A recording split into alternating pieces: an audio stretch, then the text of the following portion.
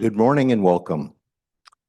On behalf of the New Frontiers Committee and the AGU College of Fellows, I'm delighted to welcome you to this kickoff science exchange, Unprecedented Challenges in the Earth and Space Sciences, Establishing Trust in an Age of Mistrust.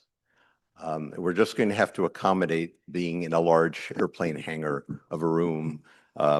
This was done so that we could accommodate one of our panelists who ran into a climatic event.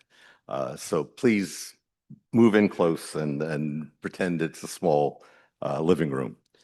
I'm Gordon Grant, and I'll be moderating today's discussion. This session emerged from conversations within the New Frontiers Committee, whose mission is to help AGU and the broader scientific community anticipate and strategically respond to emerging issues and trends in the Earth and planetary sciences. Why this topic? As we all know, the landscape for science and scientists is changing dramatically. Science has never been more powerful or more questioned. We can land rovers on Mars, but we struggle to convince people about vaccines and climate change. Why is that? We face a widespread perception that public trust in science is eroding, and we're going to look closely at what that perception is today. We face challenges to institutions and to research funding, and we also face the rise of transformative technologies such as AI that redefine not just expertise, but veracity itself. These developments raise urgent questions about how we conduct science, communicate its value, and sustain public confidence. Our goal today is to provide a forum for dialogue on, first, how we got here, what are the implications for doing science in this environment, and perhaps most importantly, what can we as individuals and as a community do to strengthen and build support for science. This is not about assigning blame. It's about understanding the forces at play, acknowledging where our own biases may have contributed, and exploring constructive paths forward. We hope you'll leave this session informed, energized, and equipped with ideas for action, both within your own domains and across our organizations and disciplines, ideas to foster a more productive and less polarized climate for science. To lead us in this conversation, we've invited three visionary leaders whose influence spans research, governance, and global collaboration. They'll provide historical context, challenge assumptions, and spark new ideas. Maria Zuber is the E.A. Griswold Professor of Geophysics at MIT and Presidential Advisor on Science and Technology Policy. Marcia McNutt is a geophysicist and the 22nd president of the National Academy of Sciences. Janice Lachance is the executive director and CEO of the American Geophysical Union. And we're really delighted and honored to have everyone here today. Each will share insights for about 10 or 15 minutes, followed by an open discussion among the panelists and with you. This is your opportunity to engage, question, and help shape this important dialogue. So first, we will turn to Maria Zuber. Maria Zuber is both a pioneering planetary scientist and a leading voice in U.S. science policy. She served as MIT's vice president for research for more than a decade, shaping research strategies and overseeing major interdisciplinary initiatives. Her scientific leadership spans the NASA missions, including serving as the principal investigator on the GRAIL mission to map the moon's gravity. On the policy front, she has advised four U.S. presidents, beginning with President George Bush on the Space Exploration Commission, then serving on the National Science Board under President Obama, chairing that board under the first Trump administration, and co-chairing the President's Council on Advisors on Science and Technology for President Biden.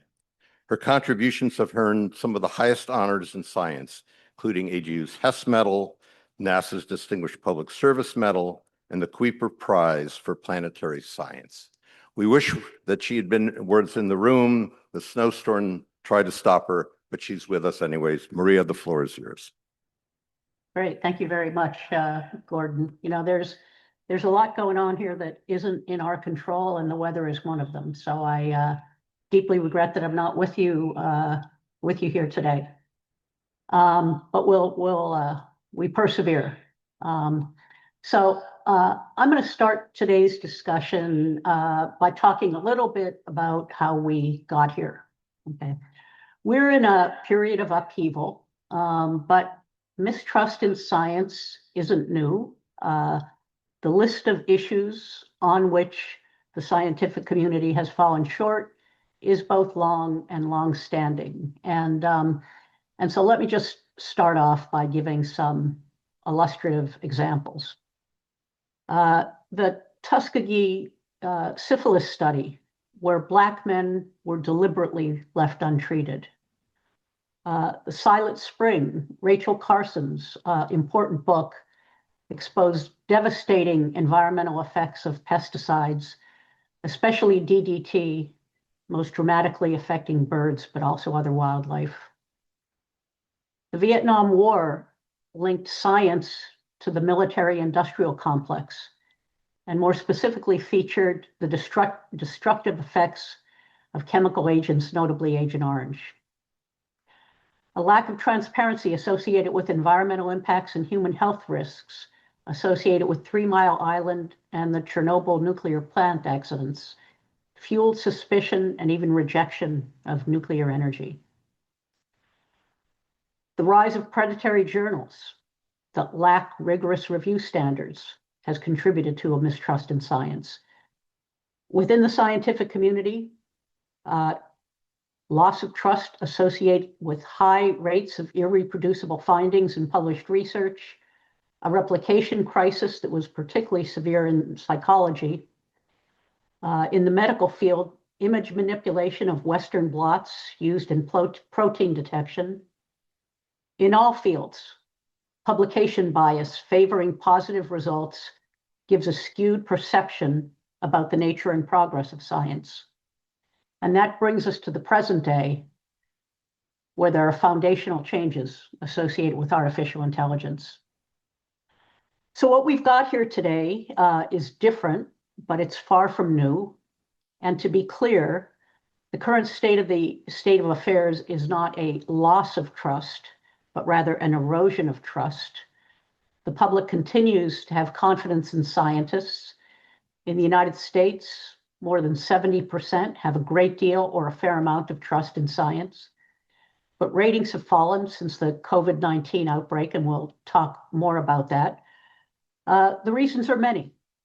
People who don't understand the scientific method don't appreciate uncertainty and question why scientists change their minds.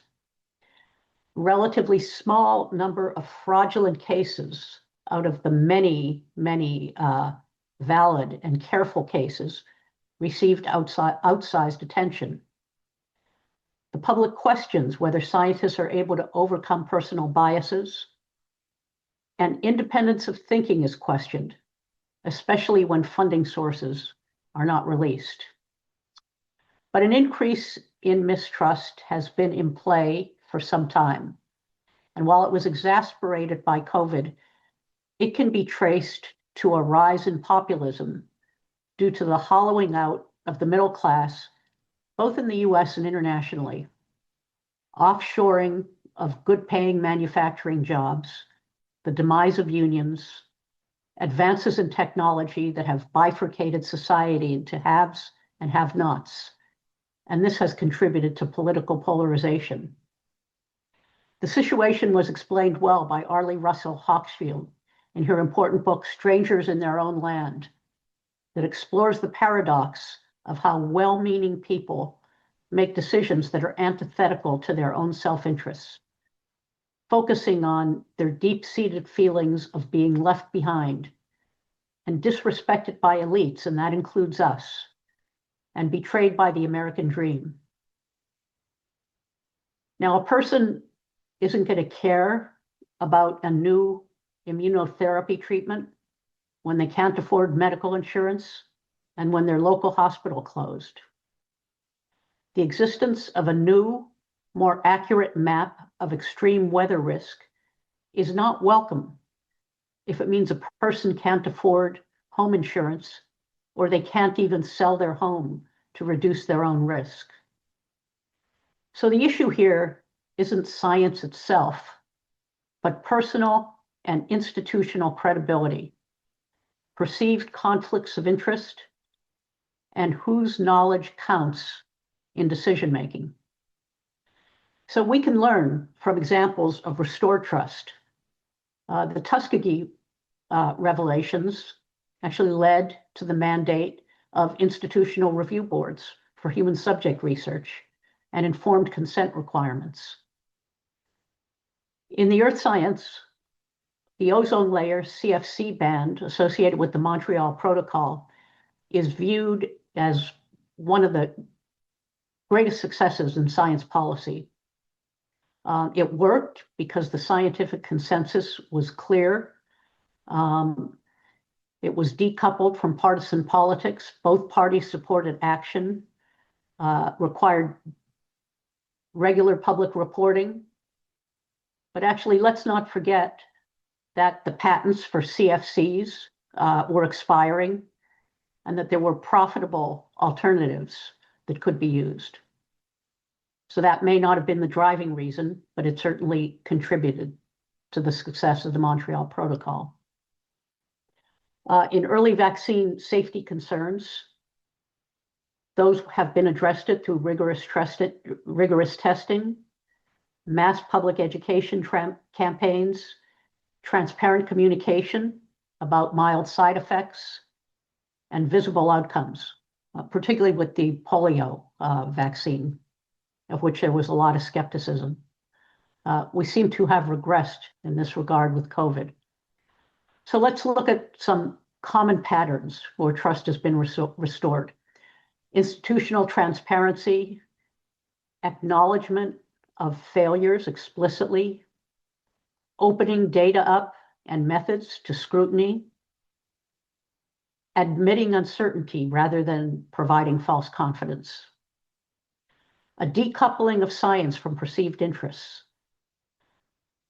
disclosing funding sources, separating scientific assessment from public policy, independently verifying industry claims, and community partnerships, including local knowledge and concerns from the start, not just explaining science to communities, but whenever possible, co-producing knowledge, and then sustained engagement, not one-time messaging. Measurable outcomes, observable, verifiable results over time, accountability when predictions are tested. And then finally, institutional accountability, consequences for violations, regular public reporting, and external oversight. So we hear a lot from the community. If only people would take the time to listen to us, and if we told our story better, then everything okay. But the truth of the matter is we need a better story. When I worked for President Biden in the last administration, whenever you talk to him about science, you'd better to be able to explain how it's going to help an American or Americans or our many colleagues around the world. In the broader context, we should be thinking actively about the impacts of our discoveries and the consequences. The public wants and needs to be part of these conversations moving ahead. And I'll stop there.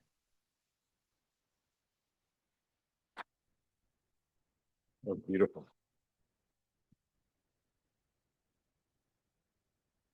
Thank you, Maria. That was a really insightful and cogent way of weaving the historical story and the modern story together. Very, very nicely done.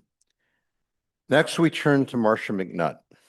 Marcia is a visionary leader in science and science policy, as well as a distinguished geophysicist. She served as editor-in-chief of the journal Science and as director of the U.S. Geological Survey, where she led responses to major disasters, including the Deepwater Horizon oil spill. Her research in marine geophysics has advanced understanding of Earth's deep structure, and her leadership continues to shape national and global scientific priorities. Her honors include the AGU McElwain Medal. This is where you can end up if you get a McElwain for early career achievement. The Maurice Ewing Medal for contributions to deep sea exploration, an election to the National Academy of Engineering, the American Academy of Arts and Sciences, and multiple international academies, including the Royal Society, Russian Academy, Chinese Academy, and the Indian National Science Academy. Marcia, we're delighted to have you with us. The floor is yours.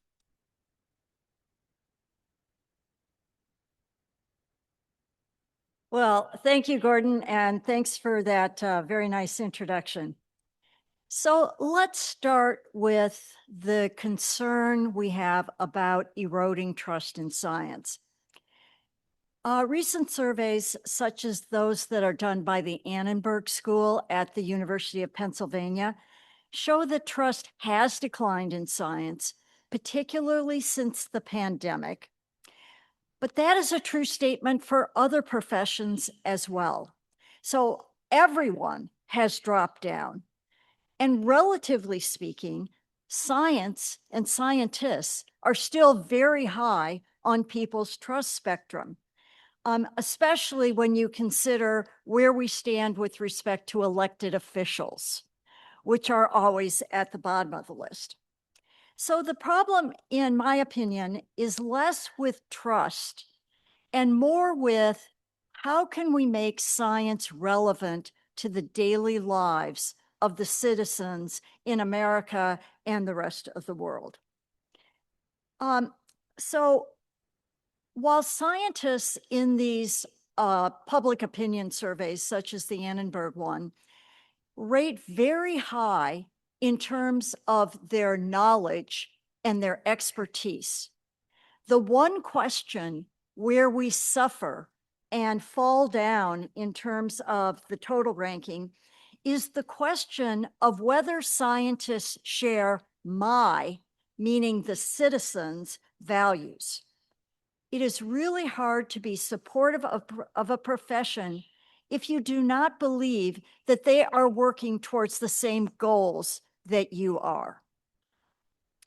So, Maria mentioned the issue of us being viewed as elites, which adds to this problem of them believing that we share their values. And I don't think this is any surprise. I mean, we're geoscientists. We think we're the salt of the earth. We're the people who, don't care about, whether we're highly paid or whatever. We just love what we do. And we like the fact that we are people that understand the planet and want to protect it. But from the standpoint of people who aren't geoscientists or aren't even scientists, we are those nerds in college that they couldn't quite understand. We are the group that loved math class when they all tried to avoid it. We are the people that were called into the university president's office and ordered to be lab partners with the captain of the football team for chemistry class to make sure that he didn't lose eligibility. That's the kind of people we were. It's what we have to do is convince people that we do share their goals. And all of us in doing that are up against short-term thinking. Short-term thinking is characteristic of the public at large, but for the first time, it's taken over our federal government as well. It's hard to convince the public that they should support work to counter climate change, use water more sustainability, protect endangered species, or avoid introducing man-made toxins into the environment when those citizens can't pay their electric bill.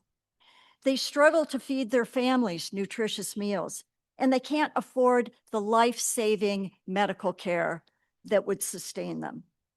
Reminding them that science has given them cell phones or dishwashers is of no avail. They already take all of that for granted. We simply have to engage in more two-way dialogue to show that we're real people, that we care about the problems that they have now, and that we are working to address their issues. For example, we could talk about how we're developing cheaper energy options to offset that electric bill. We're developing crops that are resilient to pest and disease, who will be safer for humans to eat and also less expensive for both in cost and to the environment. And we can show that we're promoting a safer environment that promotes healthy longevity so that people don't get sick in the first place. And then third, we also have to rethink some of the ways that we are operating as a profession. And Maria talked in detail about some of those important changes we have to make. But let me add another one to our list. Throughout most of my career, excellent communication skills were unrecognized and unrewarded. That simply has to end. We have to have two-way dialogue with the public to show what we're doing and why it matters to them. We also have to listen to them. What are the problems that they would hope we would address on their behalf?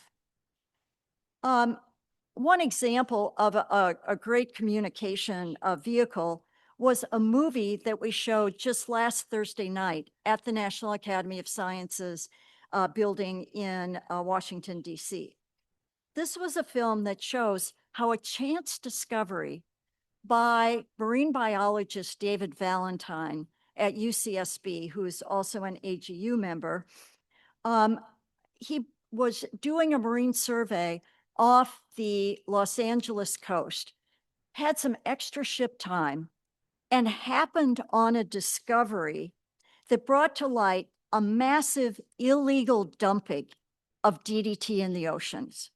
Now, Maria mentioned how DDT on land was outlawed because its effect on wildlife and on humans. And so what did the company do when they were ordered to stop production of DDT? They dumped it all in the ocean.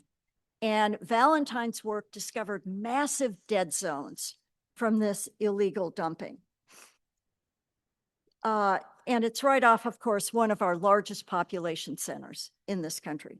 It's impossible to watch that film and not wonder what other evils lurk in the environment around us. And it was a full crowd in the Academy's theater for that film. Now, in line with the need for new modes of operation, this past year, the National Academy has also instituted a number of changes in the way we operate. And in my view, these changes were long overdue. For example, we reorganized how the National Academies does its advising and study to break down disciplinary silos. Previously, the Academy had been organized in physical sciences, life sciences, geosciences, et cetera. And now we have cross-cutting units that include physical sciences, life sciences, and social sciences, because there's not an issue that we want to address that doesn't depend on how people will respond to policy changes and to other changes in their lives. Timeliness has also been an issue for the Academy. For as long as I can remember, the typical consensus study at the Academy took about 2 years to get it done. When you look at the changes that have happened since January 20th, how can anyone say that 2 years is a reasonable time to bring science to bear on a policy issue? We learned during the pandemic that the Academy can operate quickly when needed. When reefer bans are stacking up at New York hospitals to hold the dead bodies of people because they can't cart them away fast enough.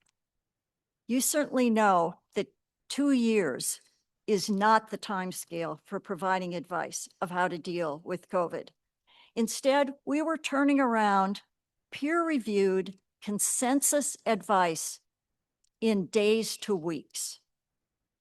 So we've started doing that more regularly now. We are executing fast-track studies that are regularly completed in weeks to a few months timeframe by changing the way we do our work. Furthermore, we're now encouraging our consensus studies, instead of giving recommendations, to instead give policy options. And this is exactly in line with Maria said about scientists don't dictate policy, but what we can do is use science to predict what the future will be under various policy options. So now for our reports, when we assemble a team, first of all, we can assemble much more diverse teams to provide advice to the government or anyone else who wants it. Previously, when a consensus report had to give recommendations and everyone had to agree on those recommendations, there was a tendency for study directors to want to get like-minded people around the table so they could all agree. But when you're giving policy options, no, you want a very diverse group of people, and you want whatever policy option this team supports to be critiqued by this team and vice versa. That way you get policy options with the pluses and minuses of them, as long as everyone agrees what the science is behind it. There can be many routes to a desired outcome: better health for people, more productive crops, a cleaner environment. Many routes to that, all consistent with the science, and we need to lay them all out and leave it to the policymakers, our elected representatives, to decide which of those to take on. A good example of a study we recently did that was both fast-tracked and provided policy options was a recent report on how to reduce the regulatory burden on PIs. You've all heard the stories about how PIs are spending 44% of their time filling out paperwork. Well, this report started with the committee agreeing on what the background science was behind it and what the desired outcomes are, and then came up with policy options and the pros and minuses of all of them. This report was chaired by Ellen Lachance, and I'm very thankful for the great job they did. So I also know that many geoscientists are very concerned about loss of data. We've seen websites disappear. We've seen data, no longer on the internet. So fortunately, with support from the philanthropic community, the academies are now undertaking studies to find, to restore, and to make more accessible and interoperable critical environmental and public health databases. So I'm hopeful that we will see that report in the near future, and people will now realize that this data wasn't entirely lost. It was just removed from plain sight. And finally, I hope as a community, we can maintain our international connections. I was relieved to see that the SAFE Act is not going to be implemented, as it would have had dire and retroactive consequences for many AGU members. For those of you who don't remember this proposal, it was to punish scientists who had ever worked with Chinese nationals, and they were going to make it retroactive 5 years, which is crazy. It's sort of like changing the speed limit on your highway and going back and taking all of the data of anyone who had driven at a legal speed limit for 5 years and removing their driver's licenses. I mean, it was really amazing. Science is an international endeavor, and regardless of the fact that our country suddenly has isolationist tendencies, no nation can be a science powerhouse without being part of the international science community. I worry when I hear administration officials once said to me that it would be irrational for American researchers to emigrate to find better opportunities. And he dismissed that as a nonsensical future. And that tells me that he doesn't understand science, because scientists are part of the scientific community first, and they are citizens of their nation second. If that nation doesn't support science, they will leave to find opportunities to further their own careers and to contribute to the betterment of the people on this planet. And that is exactly why, for so many decades, so many international students came here to America to study and to learn science. We got the best and brightest from everywhere to come here to pursue their work, and that's what made science in America great. I worry now that those days are numbered without some radical change in our current trajectory. So I'm hoping that everyone here today will take away the message that science is still important to America. It is still relatively high in trust, but we can't take it for granted. We have to make sure that we make all the changes we need to make into how we work, how we publish our results, and particularly how we relate to the public, so that we can continue to be valued as a workforce that is supporting the betterment of citizens across the world. So thank you very much.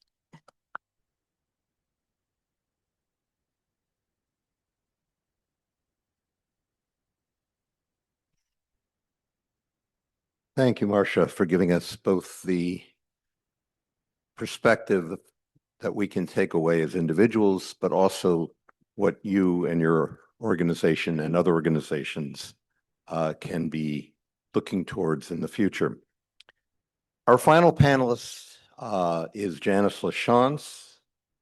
She is a nationally recognized leader in organizational strategy, public service, and science communication. As Executive Director and CEO of AGU, she advances Earth and space sciences worldwide and champions efforts to make scientific knowledge accessible and impactful to all. Previously, she served as Director of the U.S. Office of Personnel Management, that's a cabinet-level position, modernizing federal workforce policies and promoting diversity and inclusion for over 2 million federal employees. Her career spans leadership, government, nonprofit, and advocacy organizations, shaping policy and strengthening institutions. Her contributions have earned numerous honors, including election as a Fellow of the National Academy of Public Administration and recognition as one of the most influential voices in public service. Janice, we're delighted to have you.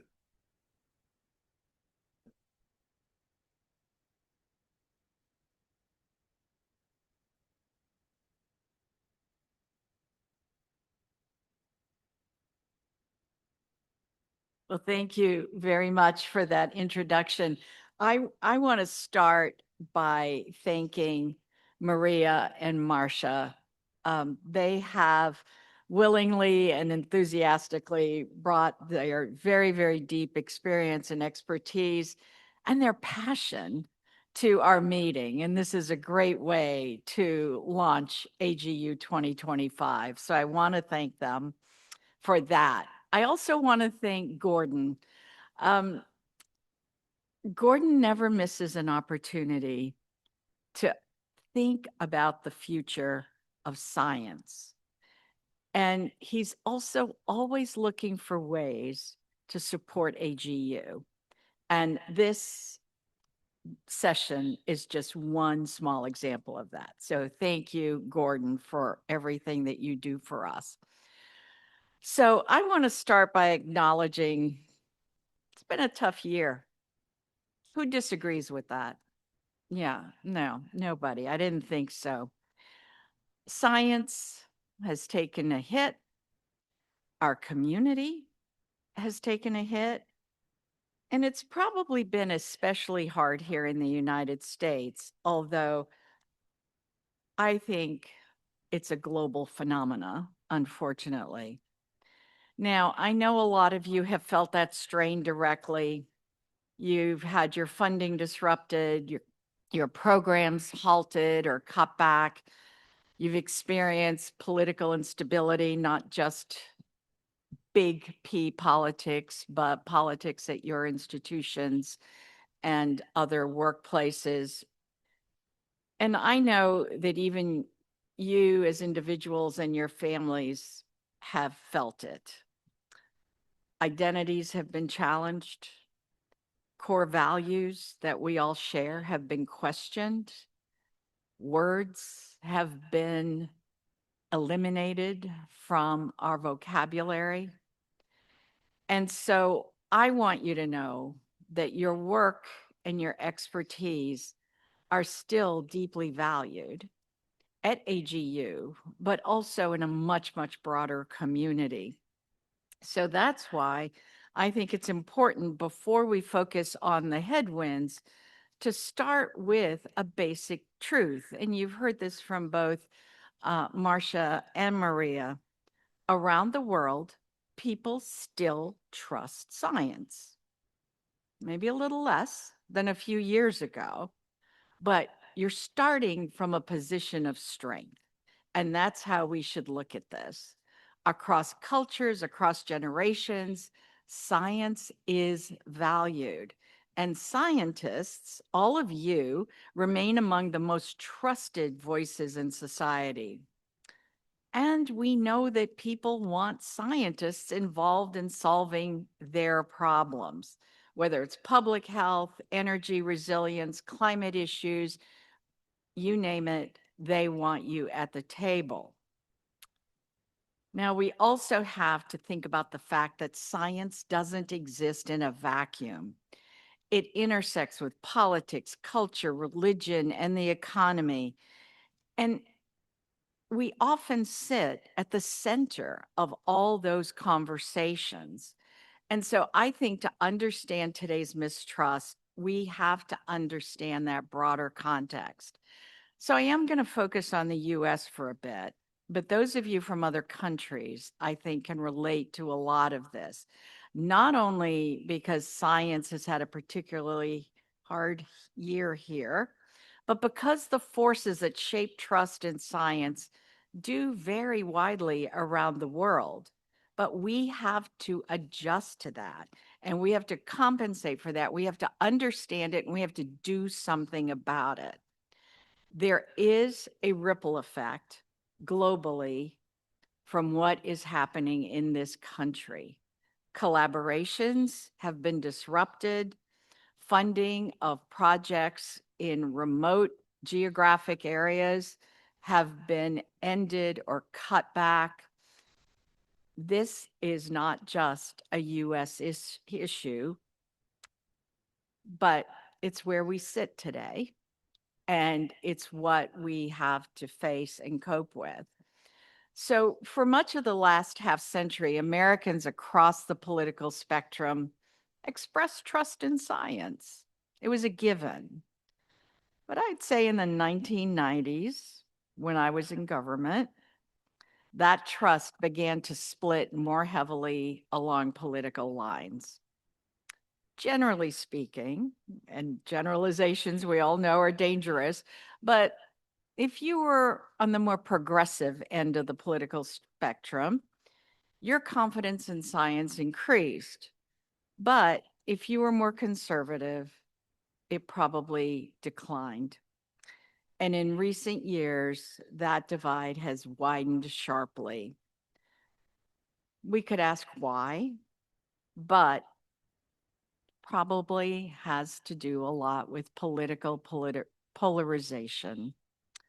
So we see that trust in science is now more closely tied to political identity, with certain areas of science increasingly viewed as partisan issues and not what it actually is, which is a shared public good. In the 90s, as scientific knowledge became more closely linked to government policy, particularly around environmental regulation and climate action, some began to see science itself as an extension of government power. And that shift has intensified, and economic insecurity, rising political division have often amplified the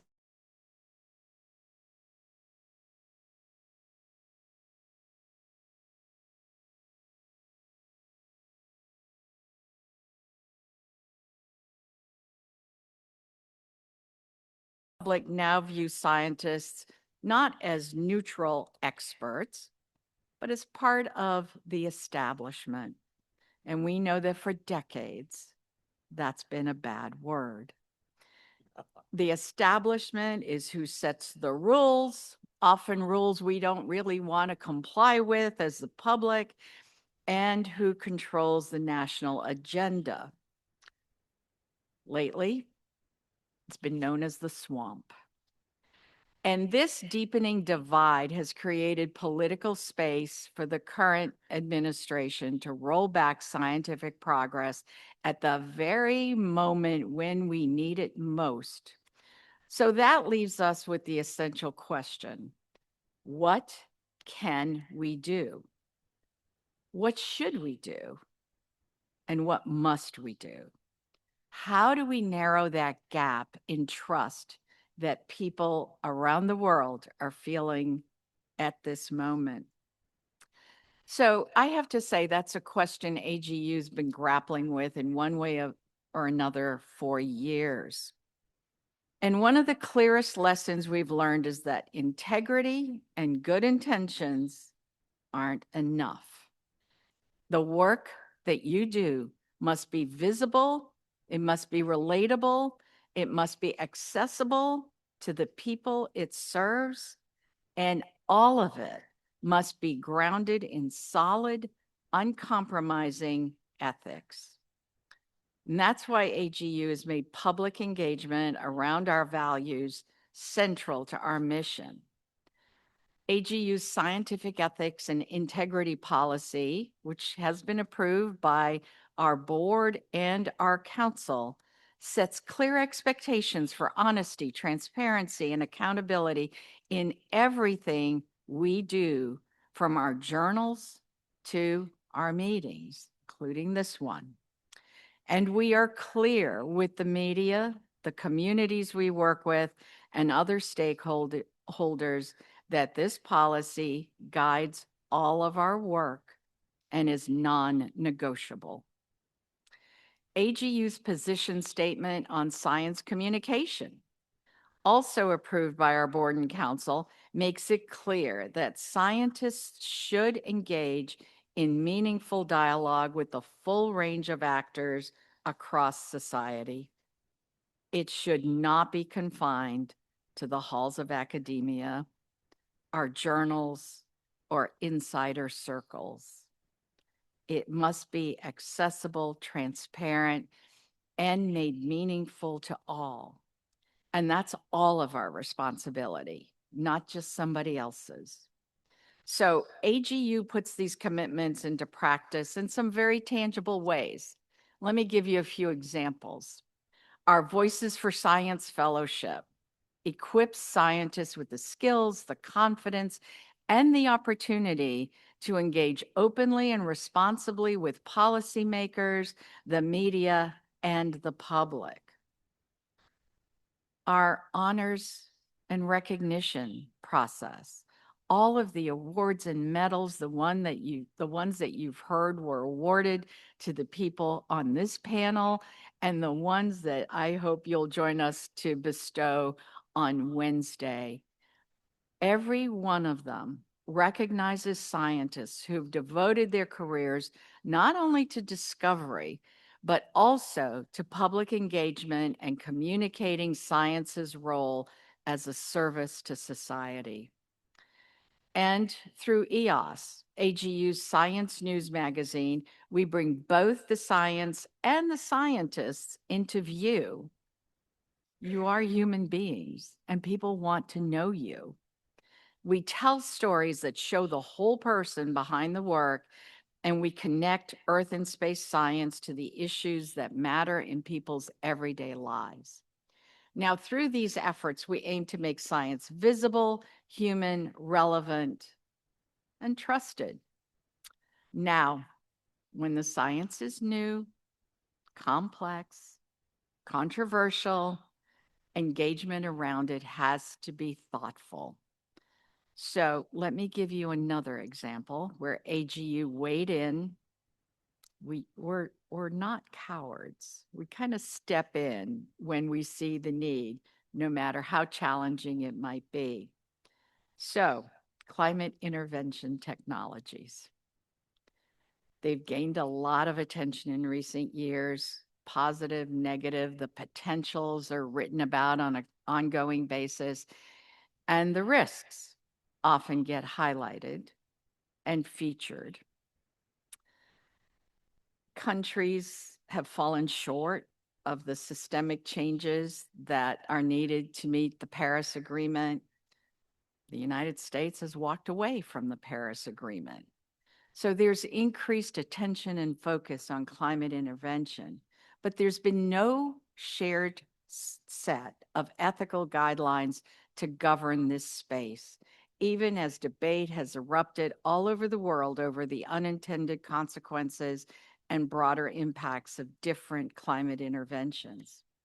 Now, that unaddressed issue is what compelled us to get involved and spearhead the development of the ethical framework for climate intervention research. From the start, its ethical principles were developed through an open, inclusive process. We brought together scientists, indigenous communities, funders, ethicists, and policymakers. Now, the framework doesn't just reflect that broad input.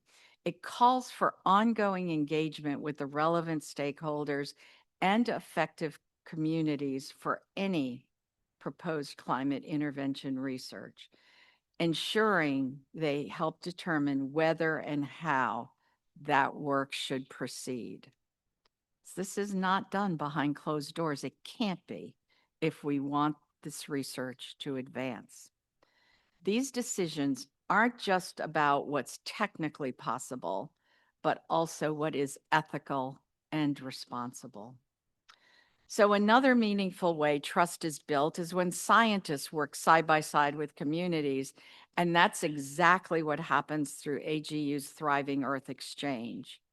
At its core, the program brings scientists and communities together to do science collaboratively.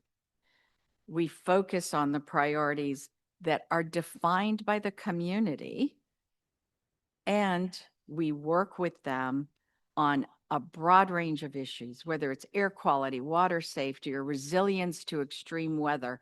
Scientists and communities can and are working together as equal partners, listening, learning, and building solutions along the way. That kind of partnership makes science human, visible, trusted, and it makes it relevant.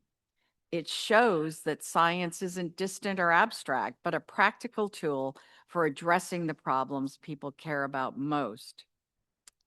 Now, I want to be clear. This work is far from finished, and we're not doing it in easy conditions. We're up against some powerful forces, widespread misinformation, media, social media echo chambers, and deeply ingrained beliefs about science that aren't going to change overnight. Those dynamics can make trust harder to build and easier to erode, but they do not absolve us of the responsibility to do just that. They just make the work more important. So building a trust isn't a box that you check or a problem you solve once and think it's behind you. It's something that you earn and re-earn through building trusting relationships over time. So we are committed at AGU to staying in this fight and frankly leaning into it even more by countering efforts to marginalize expertise or undermine public confidence in science. For example, most recently, our partnership with AMS on the U.S. climate collection ensures that peer-reviewed climate assessment science focused on the U.S. remains freely available to the public, even after the administration dismissed the National Climate Assessment authors earlier this year. And in partnership with the U.S. Academic Alliance for the IPCC, AGU is keeping U.S. scientists actively engaged in the world's leading climate assessment process, ensuring that their expertise isn't erased simply because the administration has stepped away from it. And just as importantly, our members, all of you, play a vital role in keeping scientific dialogue alive and strong throughout society. Every time one of you engages with a journalist, works alongside a community group, collaborates across disciplines, or helps translate science beyond our own circles, you are pushing back against these forces. You're showing what science looks like when it listens, when it shows up, and when it serves. That's the work ahead of us, and it's work we can only do together. So thank you for staying in it and for everything you do to ensure our science remains not only strong, but trusted. AGU has your back.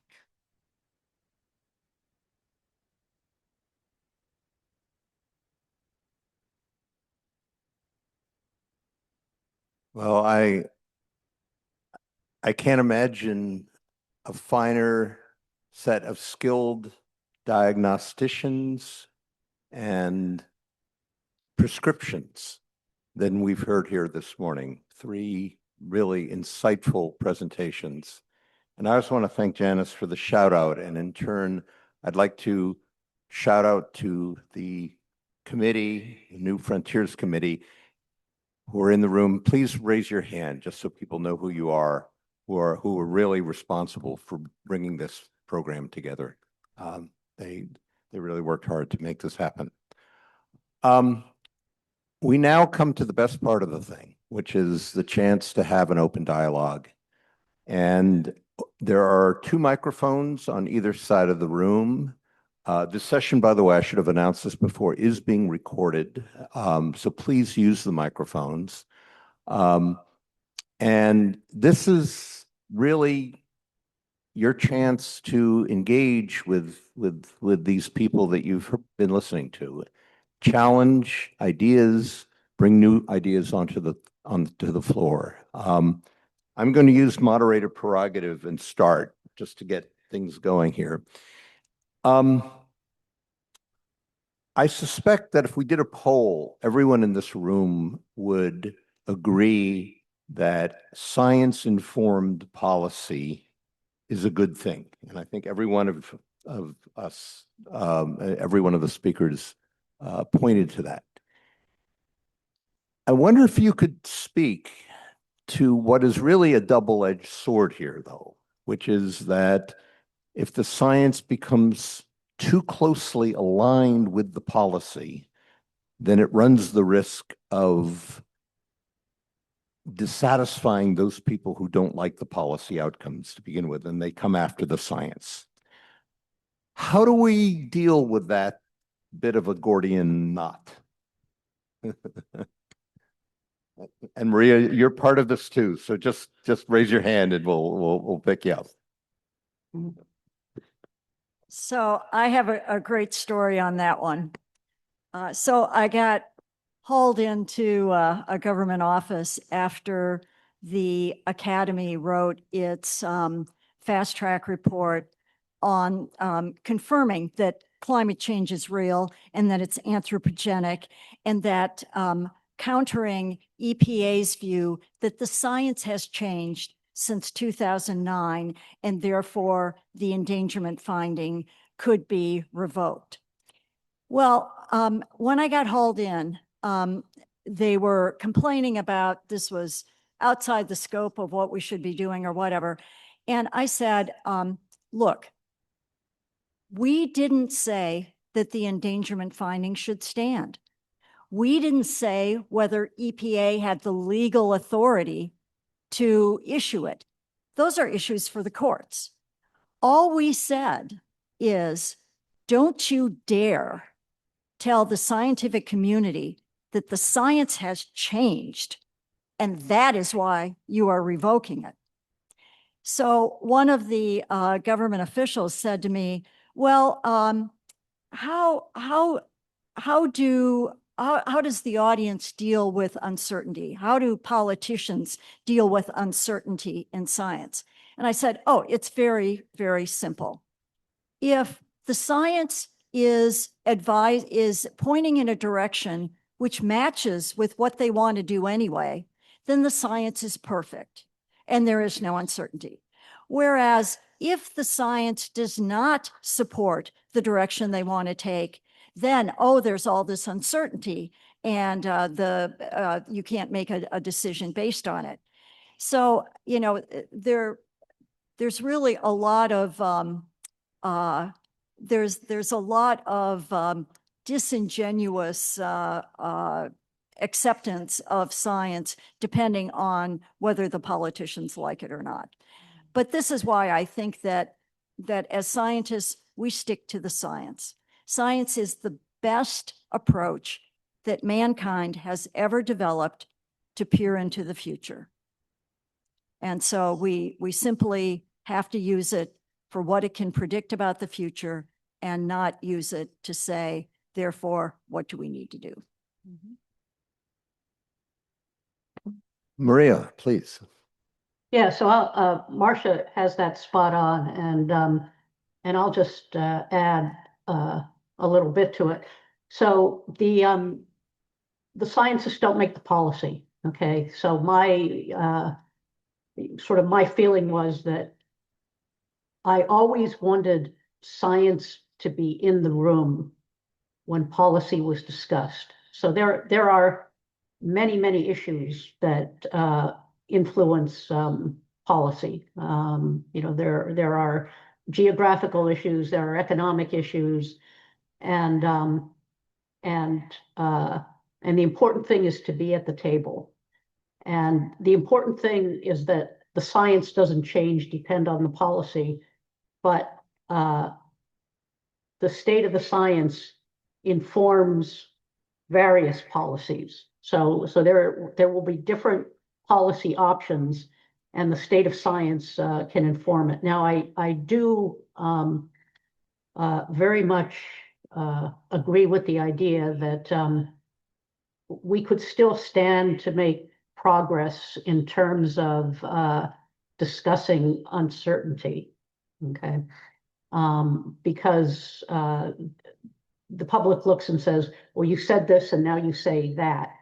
And clearly there are situations where you learn more, and, you know, changing the conclusion based on learning more has to always be acceptable. And so that's something that we need to, I think, double down on and make sure we're clear about. Janice? Yeah, if I could very quickly, I think there's also a way to deal with this by skipping over maybe those people who hauled you in. And I love that terminology because I can only imagine what that meeting was like.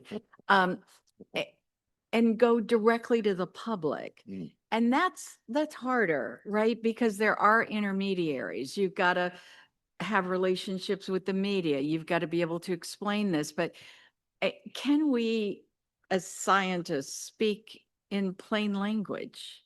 Can we help make some of the really great findings more understandable?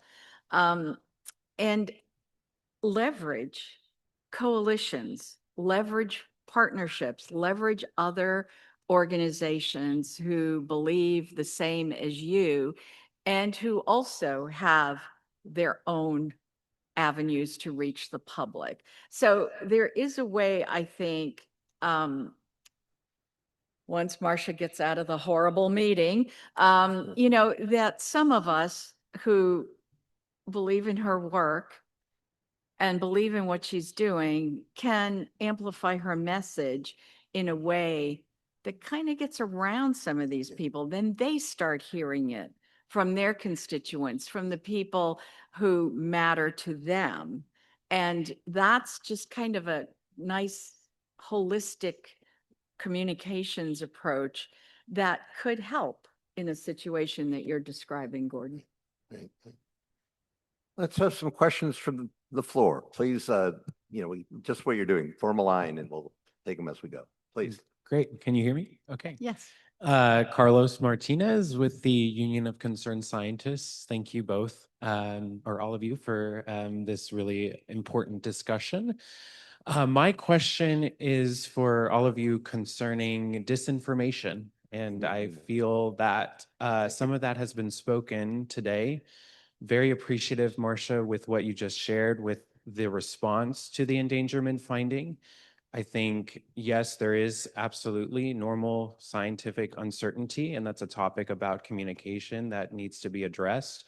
I do also see the sowing of manufactured uncertainty as well that leads to disinformation, particularly in public health and also in climate science.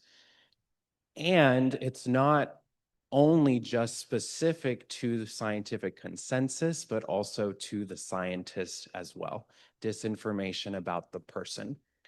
And so I would like to know what the academies, what AGU is doing specifically to combat dis and misinformation, which I think also connects to scientific integrity as well, both in the context of the science itself and also for the scientists, where if any one of us feel attacked, we can go to either organization and feel, as you said, Janice, we have the safety and the assurance that you both have our backs. So I can tell you two things that the Academy's done. The first thing is our most successful website ever in the history of the Academy is one that we launched several years ago to counter misinformation. And the website is called Based on Science. And it deals with all the hot button issues, vaccines, climate change, COVID, you name it. The inspiration for this came from Google. When Google called me up one day and they said, we are seeing all these people searching online for answers to questions, and we can't point them to any website that we think has the right answer. So for example, people would search for, if I suck lemons, will it cure my cancer? Well, how many of you would ever think to write a paper on sucking lemons is not going to cure cancer? So anyway, we started this website, and what we did was we combined science writers with a scientist to write the article at the 8th grade level. And this has been the most successful website ever. I mean, it's just where people go to find the honest answer to sometimes some pretty stupid questions. The other thing that we're doing in terms of having your back is, for years, the Academy has had the Committee on Human Rights. And this committee worked behind the scenes to help our colleagues, generally in other countries, who were being persecuted simply for being scientists. Well, for the first time in the Academy's history, we are now working to protect people here. I never thought we'd get to that point. Yeah. Yeah. And if I could add, this notion of constantly battling disinformation, misinformation is an ongoing process. We do it every day in our publications, in our journals, in our news releases. Every one of those is managed, led, guided by scientists in the community. But it's a blend, right, between the scientist and people who might be a touch better at communicating with the general public. So that is ongoing and something that we make sure we prioritize. We have, in fact, like Marcia, spoken up for scientists around the world who are being persecuted or who are being targeted.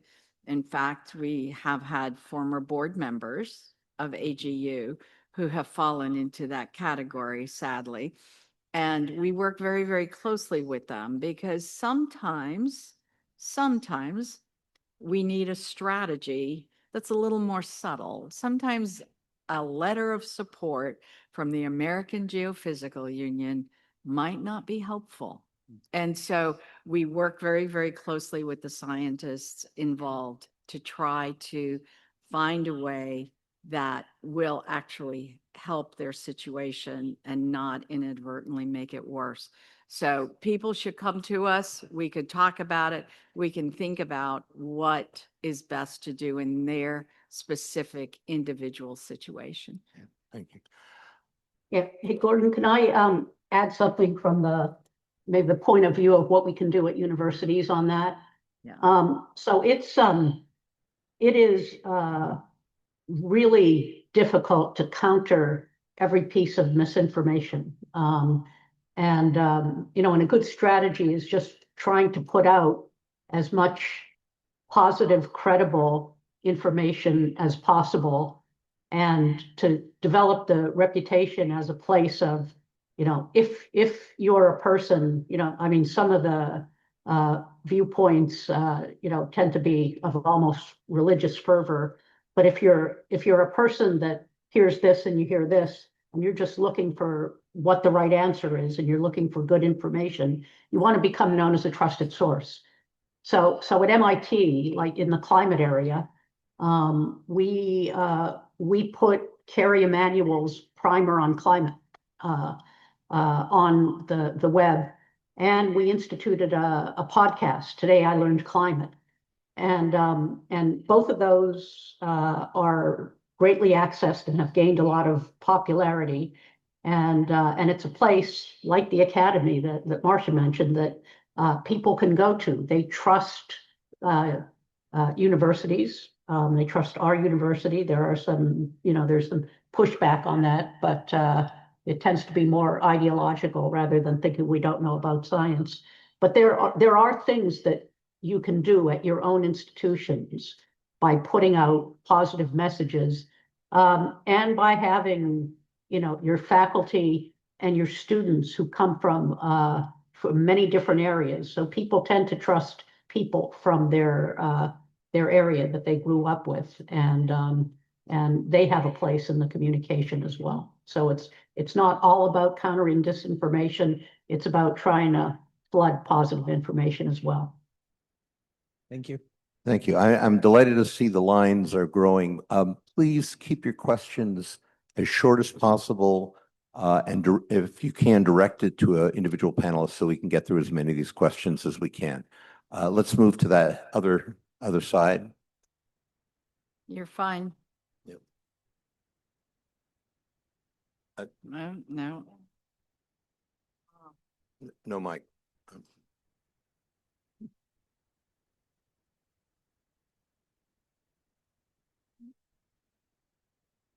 Let's pick it up.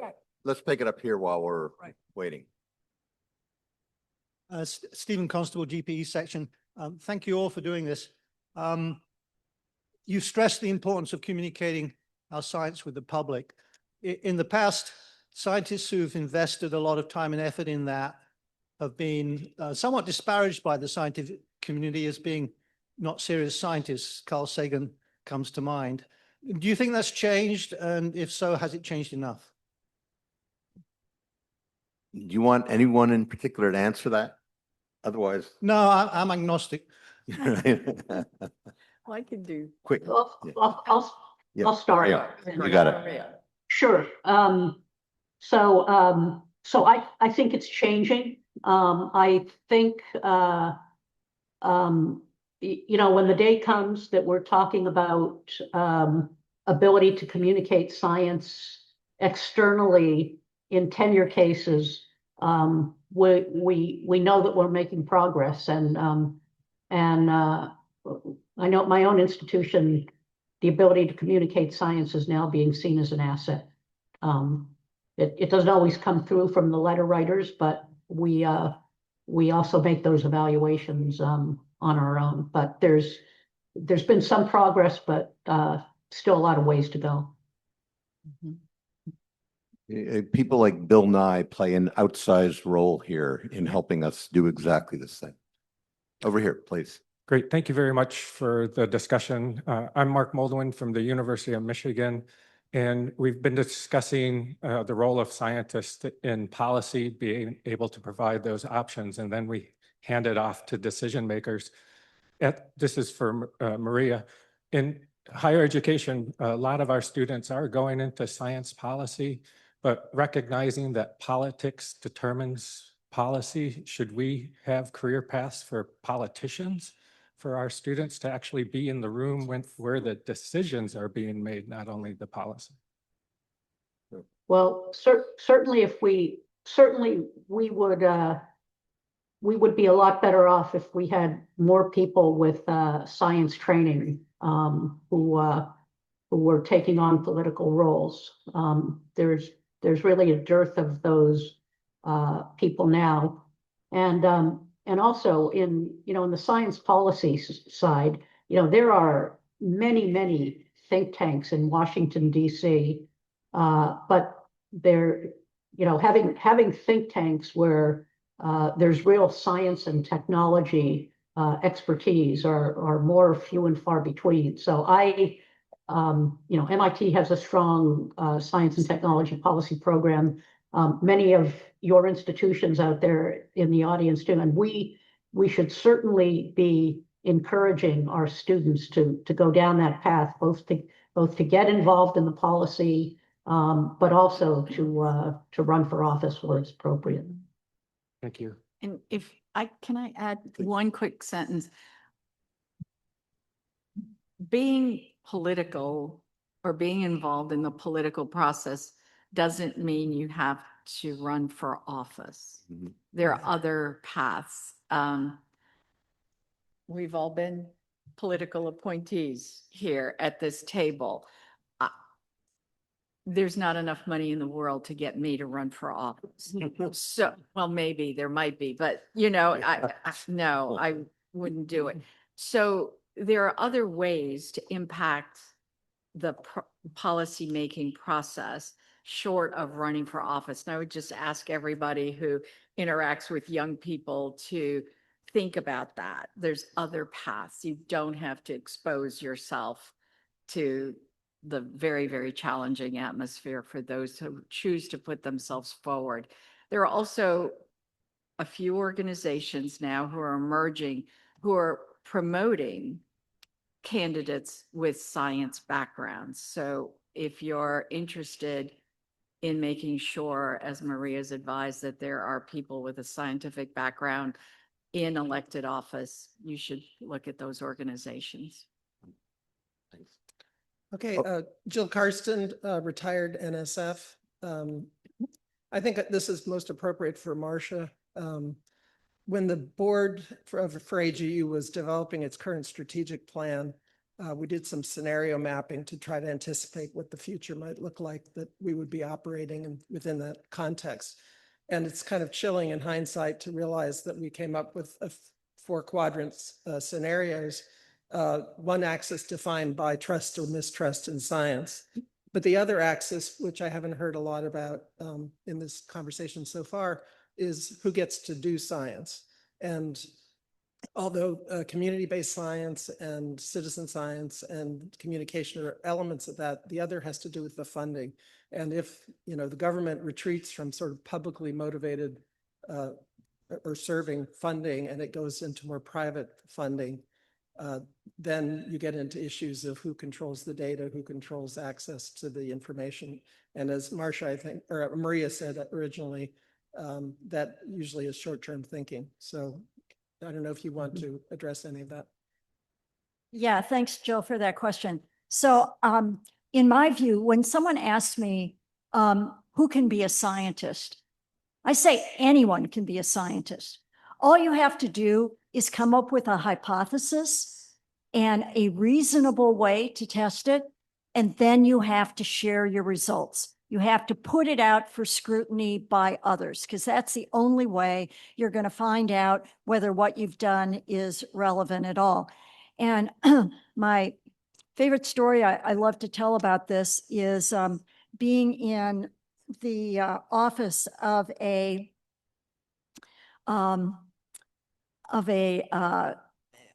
Texas politician who had a sway over science.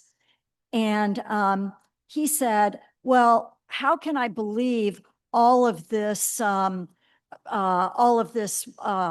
these awful things that people are saying about climate change, that it's happening and all of that.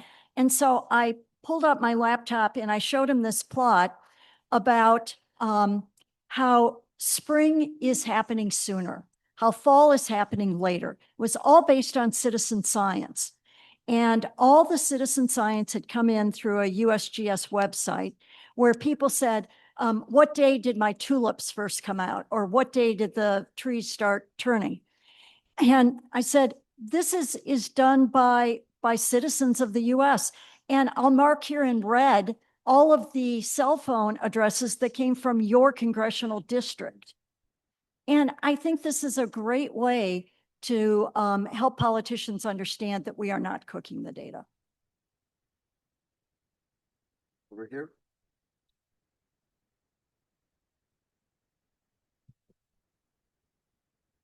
Okay, thanks. Becca Edwards, the Cooperative Institute for Research and Environmental Sciences in Sea Boulder.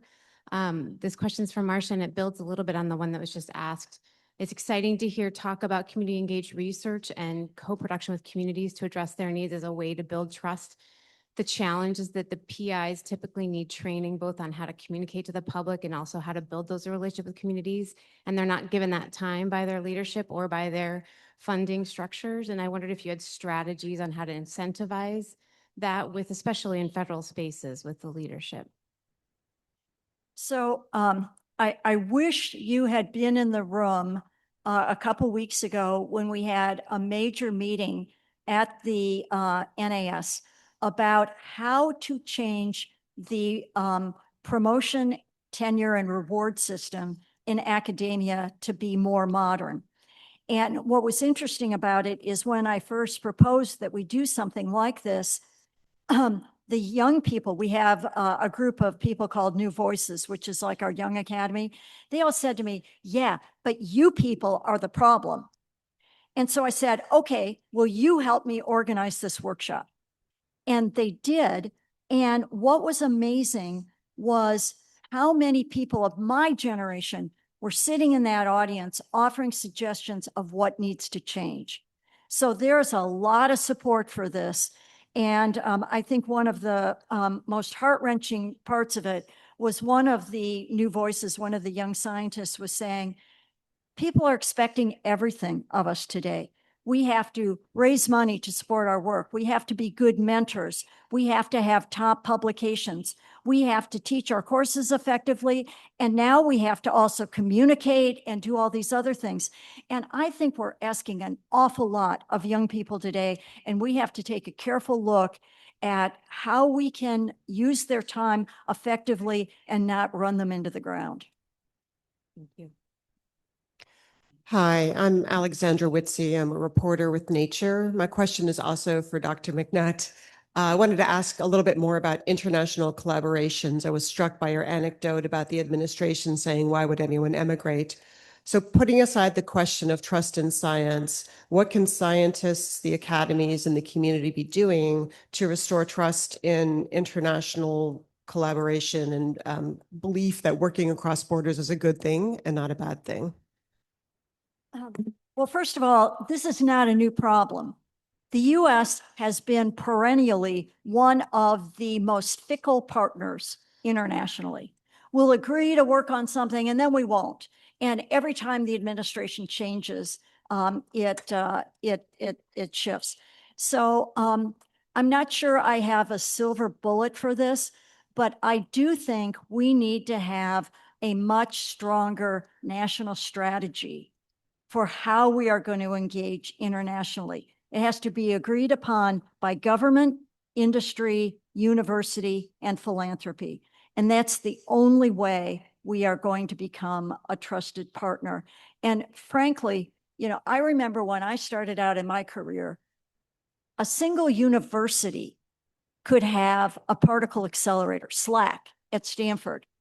Now, if you want to do state-of-the-art science, it's not just a university. It's not even a state. It's not even a nation. It's an international collaboration. And the sooner we can get that message to our leaders and come up with a strategy for how we're going to do this long-term and not back out on our partners, I think it's going to be better if we can do that. Yeah, if I could just add to that, it's certainly the case that especially the big science projects that are multi-year in terms of the complexity of getting the instrumentation together, or just the length of time over which measurements are collected. They really need to be national and international priorities rather than administration priorities.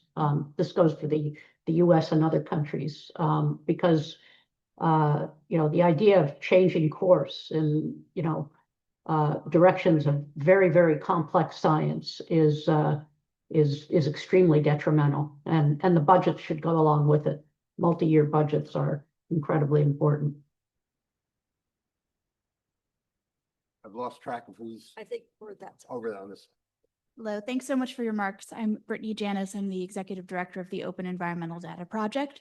And I appreciated your comments on trust and the importance of trust. And I'd be interested to hear your reflections on the AI broadly, and how we're going to, right now the Trump administration is simultaneously divesting in science, firing all federal workers that are working on science, and then also saying we're going to be leaders in science because of this Genesis mission. And understandably, within communities and across the spectrum, there's a lot of distrust in AI, but seemingly that is the solution that is being put forward with the Genesis mission. So I'd be interested to hear your reflections on how, as we move into the future and AI is going to be a bigger part of supposedly solving these scientific discoveries, how do we build that trust? And also, how do scientists remain in the loop? Sure. Can I address that? Because I was a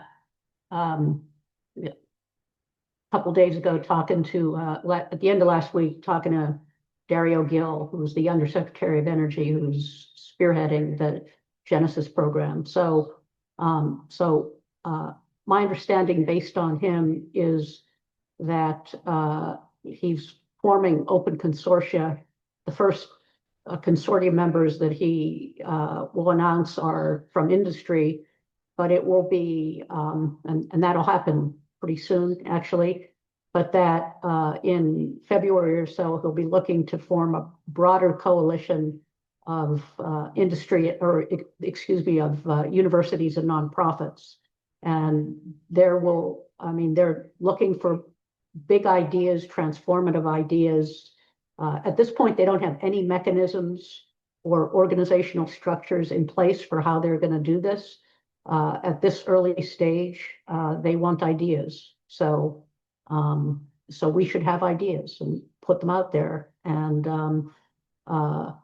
we'll see what comes then in terms of the organizational structures. But there is at least a stated desire on from the point of view of the administration, that it should be inclusive, including the university scientific community.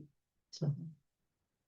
Yeah, and I would just say, first, I think we have to accept that AI is part of our lives, part of our science, part of our personal lives.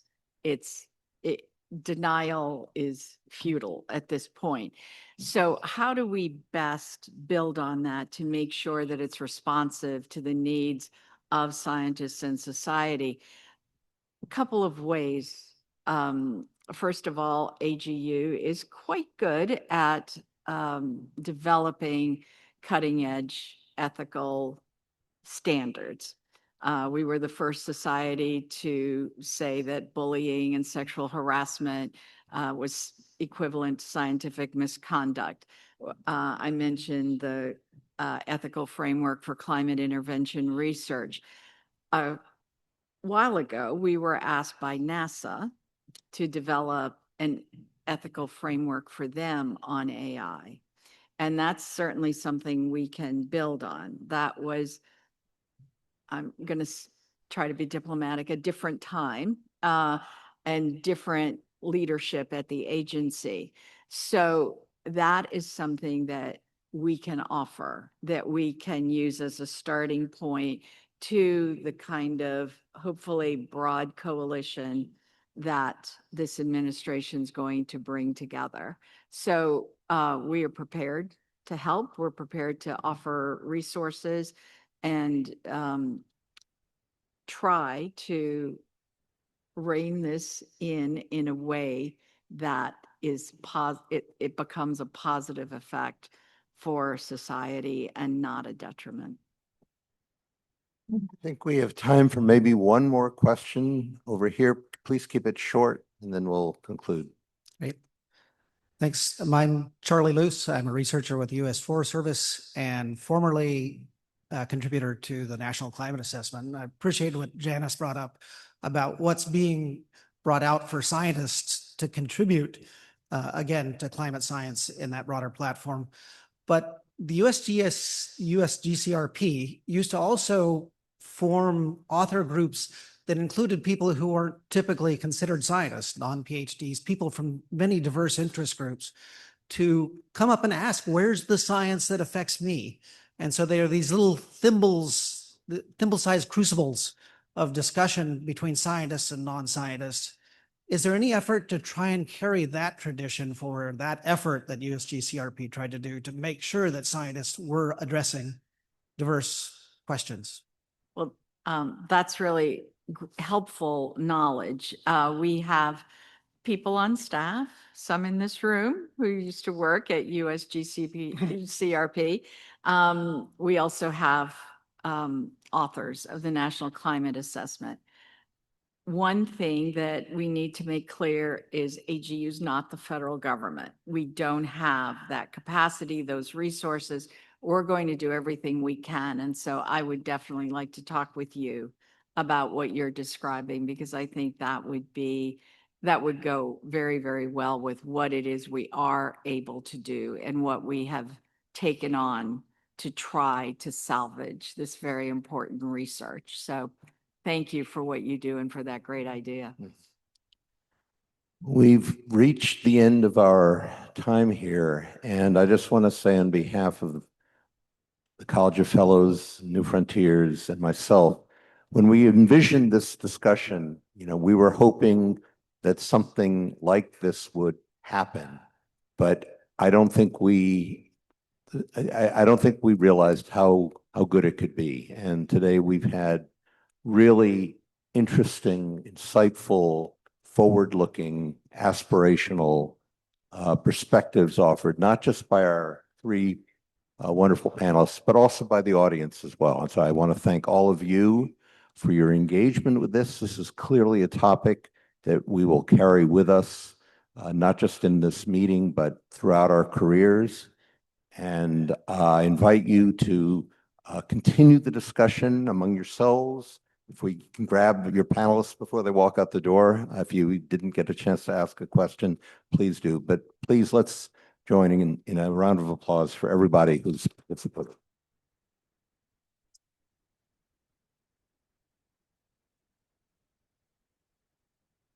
Have a good meeting.